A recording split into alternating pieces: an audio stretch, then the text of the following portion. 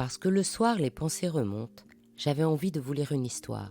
Parce que les temps sont incertains, j'avais envie de vous envoyer un câlin, un bisou.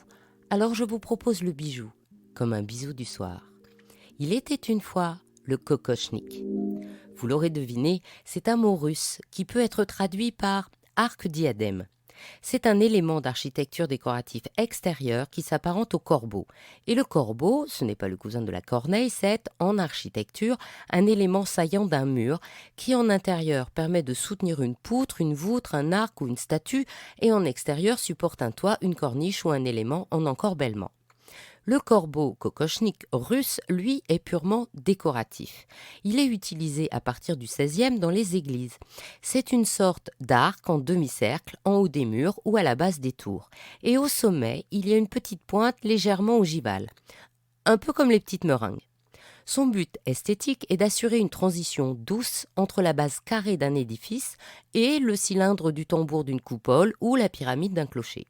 Sa forme peut varier, cintrée, en accolade, triangulaire. Et quand il y en a plusieurs, ils peuvent être superposés ou se chevaucher. L'église de la Trinité de Nikit Niki de Moscou est comme ça, ornée de kokochnik dont les bords blancs sur fond rouge soulignent particulièrement cette forme caractéristique. Mais le kokochnik est surtout une coiffure traditionnelle féminine russe. Cette fois, le terme viendrait du slavon kokosh qui veut dire poule. Le kokochnik est très ancien car on en a trouvé dans les tombes du XIe et XIIe siècle dans la région de Novgorod, c'est-à-dire au nord-ouest de la Russie européenne. Traditionnellement, les femmes mariées ne pouvaient pas montrer leurs cheveux en public. Les jeunes filles pouvaient avoir le dessus de la tête découvert et étaient libres de porter leurs cheveux longs, mais souvent ils étaient attachés en tresse. Aussi, le kokochnik couvre toute la partie avant de la tête et comporte des rubans ou des tissus précieux qui tombent dans le dos, masquant ainsi, selon les besoins, les cheveux. Comme le kokochnik enserre le visage, on l'orne. Il est en brocart, velours ou soie, passementé, brodé d'or, de perles ou de pierres.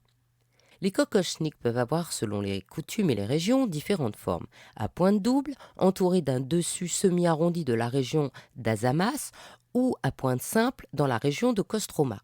Le moscovite a des perles sur le front. Il peut aussi être droit ou arrondi, cylindrique, à fond plat, à foulard ou à double crémaillère. Puis, sous Nicolas Ier, l'empereur de toutes les Russies de 1796 à 1855, le kokochnik devient à la mode et obligatoire pour les femmes de la famille impériale et pour les dames d'honneur lors des cérémonies officielles. Nicolas Ier était très conservateur et les valeurs nationales sont très à la mode. Le kokochnik devient alors un véritable joyau, en or, diamants, pierres précieuses. Dans le portrait de l'impératrice Alexandra Féodorovna, réalisé par le peintre prussien Franz Krüger en 1830, elle porte un kokochnik en demi-cercle comme une auréole, tout doré, avec un rang de perles qui entoure la tête. L'auréole est séparée en quartiers par des passementeries comme les rayons d'un soleil. Et chaque quartier comporte une énorme gemme, rubis ou émeraude. Le rubis central ayant en plus un pendant d'émeraude. En 1917, la révolution russe amène à Paris une vague d'immigration. Paris est plein de grands-ducs et de grandes-duchesses qui apportent avec eux leur goût et leur culture. Il paraîtrait d'ailleurs que c'est du kokochnik que provient la légendaire tiare des années 1920 qui succède ainsi à la couronne dans la mode féminine. D'ailleurs, tout devient kokochnik, des peignes pour retenir les cheveux d'Auguste Bonaz, comme les chapeaux de la nouvelle collection de Jeanne Lanvin. Et Gabrielle Chanel ? Elle adore d'abord Igor Stravinsky, le compositeur, pianiste, chef d'orchestre célèbre pour ses ballets, puis le grand-duc Dimitri Pavlovitch, le fils du grand-duc Paul Alexandrovitch et de la princesse Alexandra de Grèce et cousin du tsar Nicolas II. Celui-ci lui fait rencontrer sa sœur, la grande-duchesse Maria Pavlovna, qui va initier Gabrielle Chanel aux spécificités du costume russe traditionnel. La robe sarafane qui se porte avec le kokochnik, l'écharpe et les broderies traditionnelles, et la roubachka, la blouse d'homme des moudjiks, et on sait combien Gabrielle Chanel savait détourner le vestiaire masculin pour créer de nouveaux vêtements féminins. Elle est particulièrement fascinée par les motifs folkloriques et les broderies traditionnelles. Alors, Gabrielle Chanel et Maria Pavlovna s'associent et créent Kitmir, un atelier de broderie au savoir-faire d'excellence, dont Gabrielle Chanel s'assure l'exclusivité dès 1921.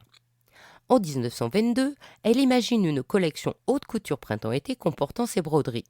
Et en 1927, elle fait créer par son parfumeur Ernest Beau Cuir de Russie, qui est pensé comme masculin par son association de cuir, de mandarine, de bouleau, de cadre et de tabac blond.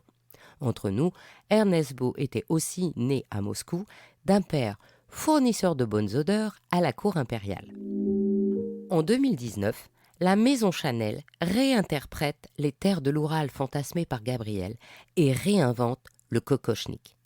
Cette pièce en or blanc intègre tous les codes de Chanel et de l'héritage des savoir-faire russes. C'est un kokochnik en diamant qui porte le nom de sarafab, la robe traditionnelle. Les motifs brodés incarnent le camélia de Chanel en perles et en diamant. Et comme on n'a pas toujours l'occasion de porter un kokochnik, ce bijou de tête se transforme en collier. Ainsi se termine cette histoire d'Il était une fois le bijou. Si cette histoire vous a plu, partagez-la autour de vous pour vous aussi envoyer plein de bijoux bisous. Et encouragez-moi en me mettant plein d'étoiles et de likes. À demain pour un prochain bijou, un nouveau bisou du soir.